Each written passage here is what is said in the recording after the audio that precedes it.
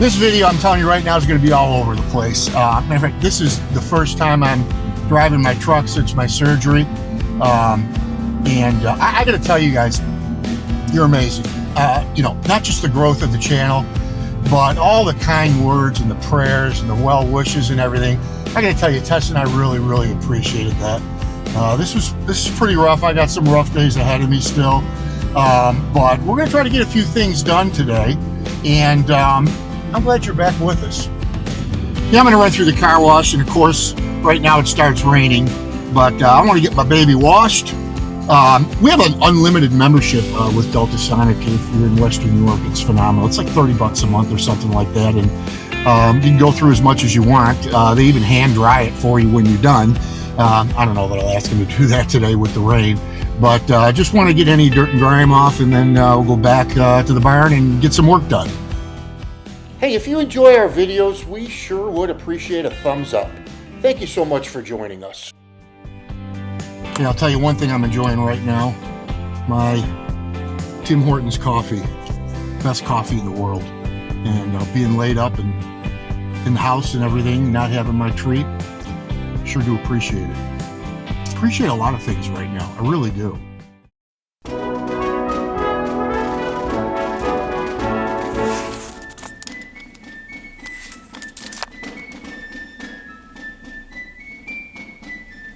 Yeah, most beautiful sight on the planet. So Brian's out here getting some bushes trimmed up. You see we've got this lilac cut way back. It was really getting out of control. And so he's taking care of this for me.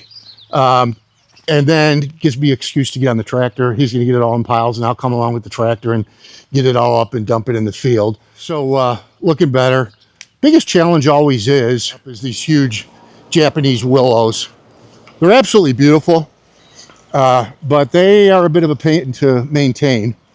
You can see, again, he's got the ladder to be able to get the tops, but they're half the size of that crimson maple.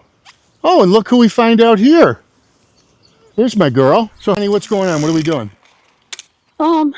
Just checking out progress in this. Now, these tomatoes we had to replace. The original ones died. You could see the more mature ones, and you start to see quite a bit of flowers on them too, on the tomato plants. Nice and thick this one's getting. Actually, we've got cherry tomatoes coming out there. Cucumber is doing really nice. Peppers, some of them are doing good, some are not as good.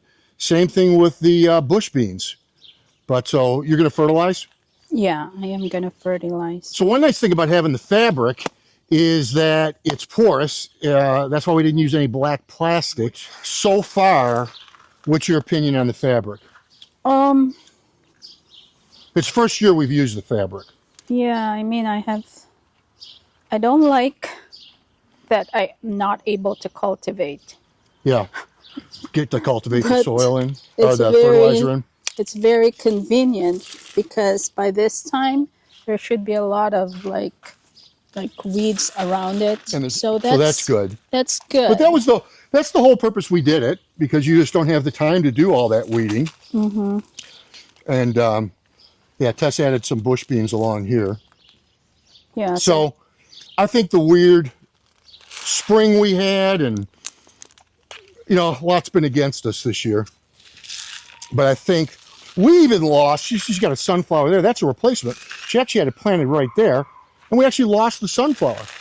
It's a learning curve with the fabric, and I think overall we're probably going to repeat this unless we see something really weird.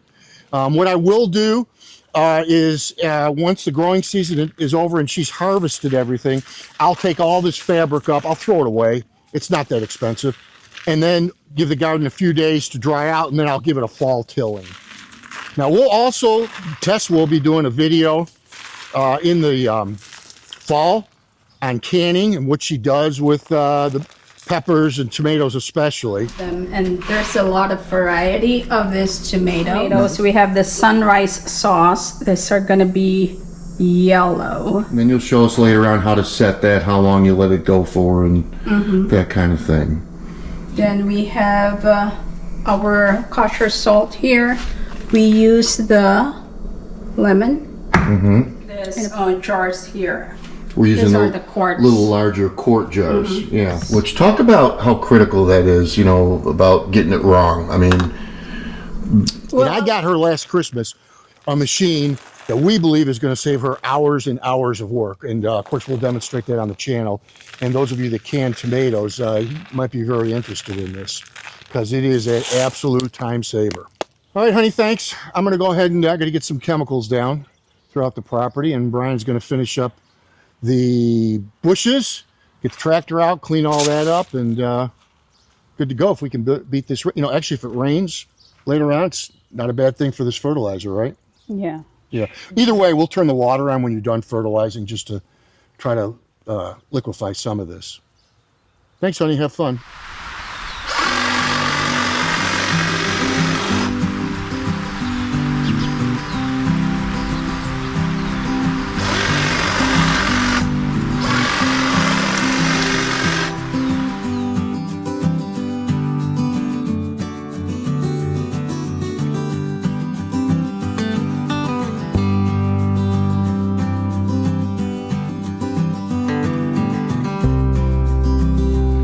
So one of the reasons I scheduled my surgery for this time period was, you know, in the spring, in the winter, we're busy. I've got snow plowing. I've got to keep the driveway open for testing the kids. And then in the spring, very, very busy doing work for other people, getting the equipment ready and so on and so forth. So as I'm filming this, it's July, I don't know, 14th, something, I'm not even sure. So from here for the next few weeks, it'll kind of slows down. And then we get ready for fall. Honestly, that's one of the things I love about living here is the total change of lifestyle as we go from season to season. In the fall, of course, we'll be cleaning up the equipment and then getting ready for snow plowing and taking on a few projects over the winter time too. And then it repeats itself in spring. But again, it's totally different weather, totally different living experiences and responsibilities as you go from season to season. And here in Western New York, we've got 4 very distinctive seasons. Matter of fact, you can take a look, the lawn's a mess. I have not even cut it since before I went in the hospital. And that's purposeful because we are in like a little mini drought. So I figured leaving it long is going to allow the turf grass to hold as much moisture as possible. So I'll get that cut in another week or so.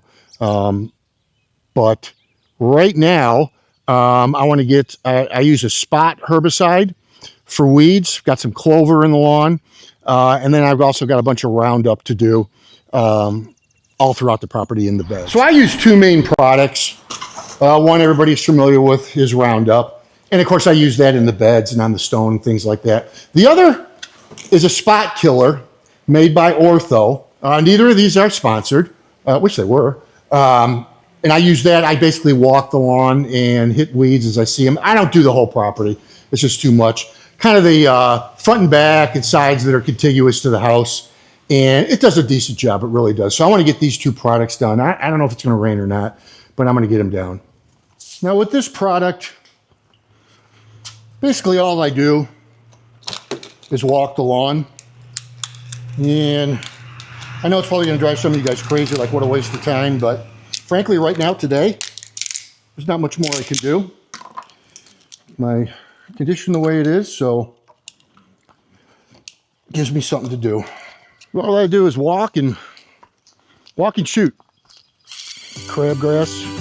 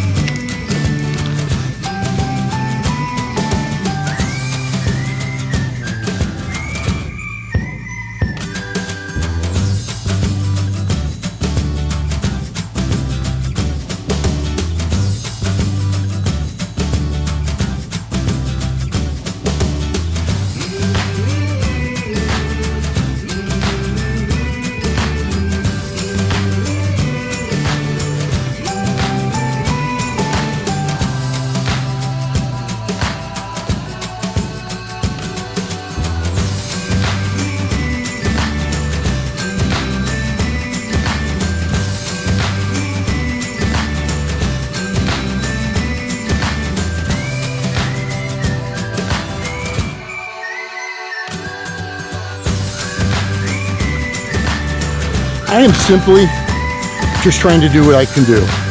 I can't lift for quite some time. Just trying to stay busy. Got some really good drugs, which really helps with the pain. And I mean, you can only sit in the chair so much. Hey, trail cam.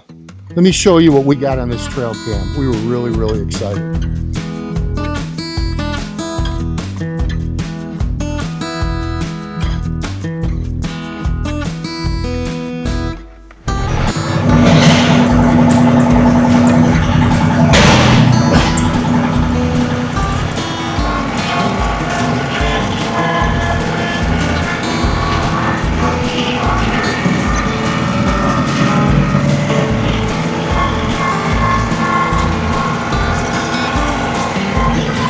Be wet over here because of when we water the garden. It stays pretty wet.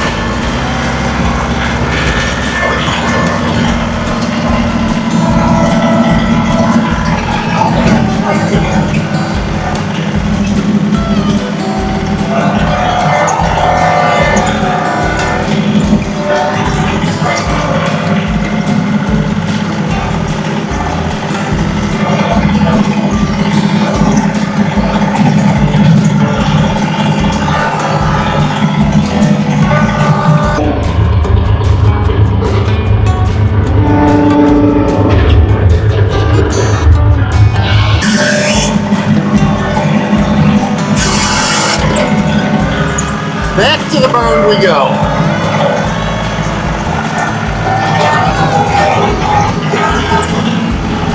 And we'll do this one more time in the fall. Throw it up nice and tight for winter, and that'll be it.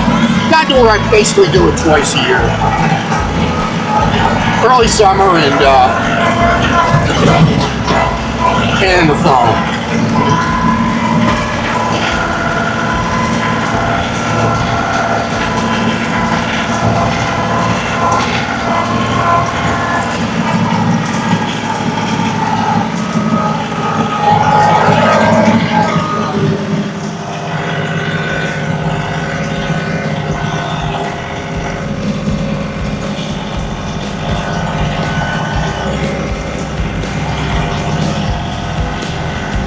I'll tell you what, getting in and out of the tractor, we always talk about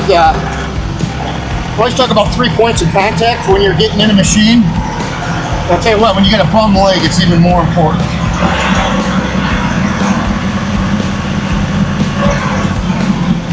Well, I hope you enjoyed this video.